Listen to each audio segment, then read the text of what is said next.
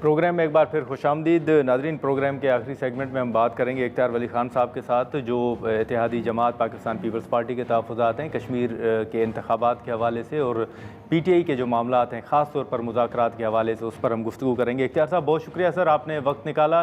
سب سے پہلے سر ہم کشمیر کے انتخابات کے حوالے سے بات کریں گے۔ آپ کے علم میں ہے، آپ خود گلگت بلتستان کے اندر موجود تھے جب وہاں پر انتخابات ہو رہے تھے، تو ہم نے دیکھا کہ مسلم لیگ نون اور پیپلز پارٹی کے درمیان ظاہر ہے کہ انتخابات کے ماحول کے دوران اس طرح کے بیانات تو آتے ہیں، لیکن اب کشمیر کے اندر وہ بیانات اس سے کچھ زیادہ تلخ جو ہیں وہ بیانات سامنے آ رہے ہیں۔ بلاول صاحب بھی اپنی ناراضگی کا اظہار بھی کر رہے ہیں، وہ انٹرنیٹ کی سہولت ہو گئی یا کمیٹی کو کالعدم قرار دینے کے حوالے سے بھی ایک موقف آ رہا ہے۔ دوسرا وہ یہ بھی خدشہ ظاہر کر رہے ہیں کہ شاید جیسے کہا جاتا ہے کہ ملک کے اندر انتخابات کس طرح ہوتے ہیں، وہ اسی طرح ہی شاید کشمیر کے اندر بھی انتخابات ہوں گے۔ یہ تلخی اور انتخابات کے حوالے سے کیا سر ماحول دیکھ رہے ہیں؟ بسم اللہ الرحمن الرحیم۔ بہت شکریہ نادر گرامانی صاحب۔ جو گلگت کا الیکشن تھا تو وہ چھوٹا صوبہ تھا یا چھوٹا ایریا تھا، تو اس میں ٹمپریچر تھوڑا سا بڑھ گیا تھا۔ کشمیر اس سے تھوڑا سا بڑا ہے تو وہاں تھوڑا سا ٹمپریچر اور بڑھ گیا۔ تو اسی طرح اگر آپ پیچھے چلے جائیں تو جو قومی اسمبلی کا الیکشن ہوتا ہے پورے ملک میں، تو اس میں پھر ٹمپریچر تھوڑا اور بڑھ جاتا ہے۔ یہ الیکشن کا خاصہ ہے۔ اتحادی جو ہوتے ہیں آج کے، وہ قومی ایشوز پر ہوتے ہیں، قومی مسائل پر اتحادی ہوتے ہیں، لیکن جب when it comes to the election thing تو everyone پھر then take their own position، ہر بندہ اپنی اپنی پوزیشن لے لیتا ہے۔ تو بلاول صاحب کو میرے خیال میں کچھ پیرامیٹر سیٹ کر لینے چاہیے تھے کہ ان دائروں سے وہ باہر نہ جائیں تو زیادہ بہتر ہے۔ تنقید کریں اور تہذیب کے دائرے میں ہو تو اس کو ویلکم کرتے ہیں، سراہتے ہیں، اور ہمارے وہ اتحادی ہی تھے، اتحادی آج بھی ہیں، اور انشاءاللہ کشمیر کے الیکشن کے بعد بھی ہوں گے، اور انشاءاللہ کشمیر میں ہم ان سے الیکشن جیت رہے ہیں، اور جتنی ہماری پوزیشن کشمیر میں مضبوط ہے، اسی وجہ سے بلاول صاحب کی طرح تھوڑی سی لہجے میں اور طرز تکلم میں تھوڑی سی تلخی ترشی بڑھ گئی ہے، جو ان کی شکست کو واضح کر رہی ہے۔ کشمیر میں ہم انہیں شکست دیں گے اور بڑی بھرپور شکست دیں گے، اور جب ہم وہاں پر اکثریت لے لیں گے تو پھر اپنی حکومت بنائیں گے، لیکن پھر بلاول صاحب کو اور ان کی پارٹی کو اپنے ساتھ شامل کریں گے، حکومت سازی میں ایک ساتھ رکھیں گے۔ اچھا، لیکن سر جیسے آپ نے دائرے کی بات کی، تو آپ سمجھتے ہیں کہ بلاول صاحب نے وہ دائرہ جو ہے وہ کراس کیا ہے تنقید کے حوالے سے؟ کراس تو نہیں کیا ہے، لیکن دائرے تک پہنچ گئے، بارڈر لائن پر کھڑے ہیں،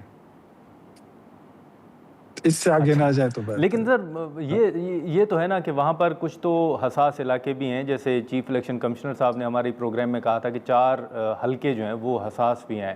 راولہ کوٹ کی صورتحال ہے، یہ بھی امکان ظاہر کیا جا رہا ہے کہ کل میاں صاحب خود جا رہے ہیں وہاں پر، جلسے سے شاید خطاب بھی کریں گے۔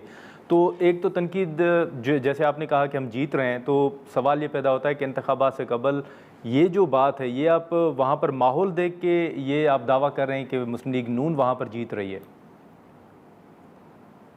جی، پاکستان مسلم لیگ نون آزاد کشمیر کی سب سے بڑی جماعت ہے، اور پاکستان نون نے گزشتہ ادوار میں وہاں پر ڈیلیور بھی کیا ہے۔ جی بی میں ہم نے الیکشن کیمپین تھوڑی سی لیٹ سٹارٹ کی تھی، ہم نے ٹکٹ الاٹمنٹ تھوڑی سی لیٹ کی تھی، اور وہاں پر مسلم لیگ نون میں ایک اس دور میں جہاں پر میں سمجھتا ہوں کہ ہونا نہیں چاہیے، لیکن مسلم لیگ نون میں اس طرح کا کوئی میکانزم نہیں ہے کہ یہ اپنے امیدواروں کو پیسے بھی دیں، فنڈ بھی دیں۔ بلاول صاحب نے جی بی الیکشن میں بھی اپنے امیدواروں کو ٹھیک ٹھاک پیسے دیے تھے، ٹھیک ٹھاک اربوں روپے لگا لیے تھے، اور کشمیر میں بھی وہ اپنا خرچہ ورچہ کر رہے ہیں، لیکن مسلم لیگ نون نے وہاں پر یہ غلطی کی تھی کہ اپنی کیمپین بھی لیٹ شروع کی تھی۔ اس بار ہم نے اپنی کیمپین رائٹ ان ٹائم شروع کی ہے، اور انشاءاللہ ہم سمجھتے ہیں کہ ہمارے امیدوار، ہماری جماعت کی پذیرائی جو ہے، دونوں چیزیں اپنی جگہ انٹیکٹ ہیں، اور کشمیریوں کو بھی یہ بات سمجھ آتی ہے کہ انہوں نے کس طرف جانا ہے۔ کشمیر میں جتنا بھی کام ہوا ہے آج تک، آپ کسی بھی ترقیاتی منصوبے سے تختی اس کی دیکھیں تو اس پر مسلم لیگ نون اور میاں نواز شریف کی ہی لگی ہے۔ اور جہاں تک بلاول صاحب ہیں تو وہ میں پھر کہوں گا ہمارے اتحادی ہیں، لیکن اللہ ان کا بھلا کرے۔ کل میں ان کی تقریر سن رہا تھا، فرما رہے تھے کہ راولہ کوٹ میں کھڑے ہو کر وہ کہہ رہے تھے کہ کوئی تیروں کی بارش ہوگی، میں کہا اللہ خیر کرے. اب یہ دعا کون مانگ سکتا ہے کہ تیروں کی بارش ہو؟ تیروں کی بارش میں آپ لوگوں کو کیا حال کر دیں گے؟ تو اللہ بچائے کہ تیروں کی بارش ہو. لیکن میں نے پھر سر دیکھا تیر تو وہ کہ ان کا بلاول انتخابی صاحب کے، نشان ہے، شاید ان کا اشارہ اس طرف ہو. لیکن میں نے جب ان کے نشان کی طرف دیکھا تو جو بلاول صاحب کا تیر ہے وہ مجھے نظر آ رہا ہے کہ اس کی نوک ٹوٹی ہوئی ہے، اور ٹوٹی ہوئی نوک کی تیر کے ساتھ شیر کا شکار نہیں ہوتا، خود شکار ہو جائیں گے. اچھا اچھا، چلیں لیکن سر یہ جو ابھی ایک تاثر ہے کہ شاید وفاقی حکومت کے خلاف مختلف محاذ جو ہیں وہ کھل گئے ہیں، بلاول صاحب ہوں، پی ٹی آئی ہو، 5 اگست سے وہ تحریک یا جلسہ جو ہے وہ بھی کرنے جا رہے ہیں، پھر مولانا صاحب کی ناراضگی یا ان کے بیانات ہوں، آپ بھی کوئی ایسا ماحول دیکھ رہے ہیں کہ واقعی وفاقی حکومت کے خلاف کچھ محاذ کھل گئے ہیں؟ نہیں، محاذ کیا کھولیں گے؟ کیا آپ سمجھتے ہیں کہ کوئی جلسہ ولسہ ہوگا تو ہو جائے، کوئی ریلی شیلی ہوگی تو ہو جائے، کوئی دھرنا شرنا ہوگا ہو جائے، اس کے بعد کیا ہوگا؟ ہوں کوئی اس پہ استعفیٰ دے گا؟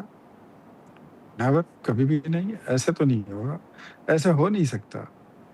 ہمارے نروز جو ہیں وہ دنیا کو معلوم ہے کہ ہمارے نروز ٹیسٹڈ ہیں، اور ہم نے تو 150 دن کے دھرنے برداشت کیے ہیں. یہ چھوٹا موٹا دھرنا اگر کوئی کرنا چاہتا ہے تو شوق سے کرے، کوئی فرق نہیں پڑتا. حکومت اپنا کام کرے گی. اور میرے خیال میں جو لوگ کوئی محاذ کھولنے کے موڈ میں ہیں ان کو بھی یہ معلوم ہے کہ ان مسائل کا حل ان کے پاس نہیں ہے.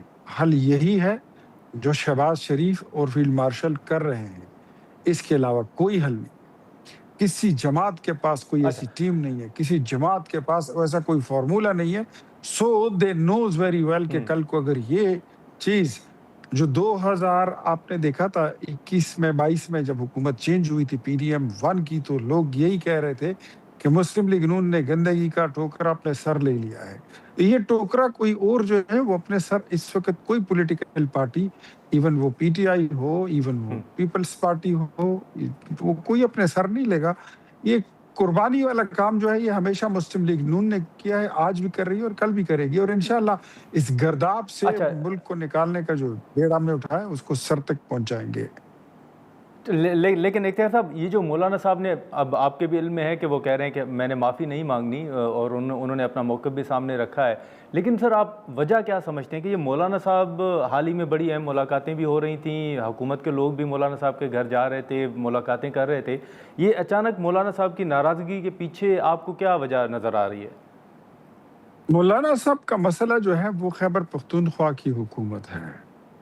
مولانا صاحب الیکشن سے پہلے اچھا یہ ہائی ہوپس لگا کر بیٹھے تھے کہ ان کی شاید 2/3 میجورٹی کے ساتھ ان کی کوئی حکومت آ رہی ہے. کچھ ان کے بھائی کی یہ بات بڑی کافی مجلسوں میں بھی مشہور ہوئی تھی. مولانا صاحب کہہ رہے تھے کہ ساڑی گل ہو گئی ہے. تو پھر اس کے بعد جو ہوا وہ آپ نے بھی دیکھا، ہم نے بھی دیکھا. اور نہیں لیکن وہاں سر پر مولانا صاحب تو کہہ اس رہے میں ہیں کہ بھی مجھے کوئی خود شک نہیں پیشکش ہے. کی گئی تھی کہ خیبر پختونخوا کے اندر آپ حکومت بنائیں. مولانا صاحب تو یہ کہہ رہے ہیں کہ مجھے کہا گیا تھا کہ آپ بنائیں، میں نے انکار کیا. کیسے حکومت بناتے، کیسے بناتے؟ اس وقت تو اپوزیشن لیڈر بنانے کی ان کی پوزیشن نہیں تھی. اپوزیشن لیڈر بھی مسلم لیگ نون کا ہے، تو وہ تو نہیں بنا سکتے. ان کی تو سیٹیں ہی اتنی نہیں بنتی ہیں. ایسی چند مطلب 8-9 سیٹوں کے ساتھ وہ حکومت کیسے بنا سکتے ہیں؟ 150 کا ہاؤس ہے، نہیں بنا سکتے. بلوچستان کی حکومت پر بھی ان کا یہ خیال تھا. کچھ جو ہم نے وہاں پر الائنس کیا پاکستان پیپلز پارٹی کے ساتھ، اور ہم نے ان کو حکومت بنانے دی، ورنہ وہاں پر رائٹ ہمارا بنتا تھا. اور مولانا صاحب کا دل تھا کہ وہاں پر وہ حکومت بنائیں اور ہمارے ساتھ بنائیں ان کی حکومت میں. لیکن ہم نے پیپلز پارٹی کو ساتھ ملا لیا اور ہم ان کے ساتھ حکومت بنا کے، میرے خیال میں یہ 2 صوبے بلوچستان اور کے پی. اچھا، کے پی میں مولانا صاحب کا یہ بھی ایک سٹانس ہے جو کافی حد تک درست ہے کہ 2024 کے الیکشن میں ہر جگہ سے جنرل فیض کی باقیات کو ہٹا دیا گیا تھا، لیکن خیبر پختونخوا میں ان کی باقیات موجود تھی، کہیں پر سیکٹریز کی شکل میں، کہیں کمشنرز کی شکل میں، کہیں پر پولیس کی شکل میں، کہیں پر ڈی سی اور اے سی کی شکل میں.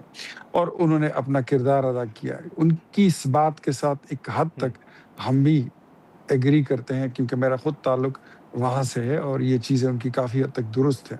سو جو मैंडेट है तो मौलाना साहब के साथ सर पाकिस्तान मामलात आगे बढ़ते तहरीक हुए देख रहे हैं अपना इख्तियार साहब, मौलाना साहब के हाँ साथ हाँ मामलात चलेगा आगे हाँ बढ़ते हुए आप देख रहे हैं? मौलाना साहब की जो बात है वो मिन हैसुल कौम बहैसियत मुसलमान वो हम सब की दिल आज़ारी है, और वो हमारा जो अकीदा शरीयत है वो उसके मुनाफी है, क्योंकि कोई शहीद जो है तनख्वाह अपनी शहादत की नहीं लेता, वरना जंगे बदर से लेकर मारिका हक तक जितने लोग शहीद हो चुके हैं, फिर तो सारे शुहदा के उनकी कुर्बानी और उनके दर्जात पर और उनके मर्तबे पर क्वेश्चन मार्क डल जाएगा। तो मेरे ख्याल में जो उनका बयान है, वो तो किसी मुसलमान को, किसी पॉलिटिकल पार्टी को, किसी भी बंदे को वो काबिल कबूल नहीं है। तो मेरे ख्याल में मौलाना साहब को कबूल ऐसी नहीं। बातों से इज्तनाब करना चाहिए, जो कहा है या उसकी वजाहत फरमा दें या उन अल्फाज को वापस ले लें तो वो ज़्यादा बेहतर होगा, और इसी में खैर व आफियत है सबकी, वरना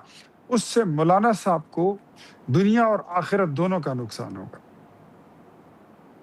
चलें इख्तियार साहब, बहुत शुक्रिया सर आपका, आपने वक्त निकाला। इख्तियार वली खान साहब की गुफ्तगू आपने सुनी, जो मुख्तलिफ इशूज़ थे उस पर हमने गुफ्तगू की। आज के प्रोग्राम में इतना ही, इजाज़त दीजिए, अल्लाह हाफ़िज़।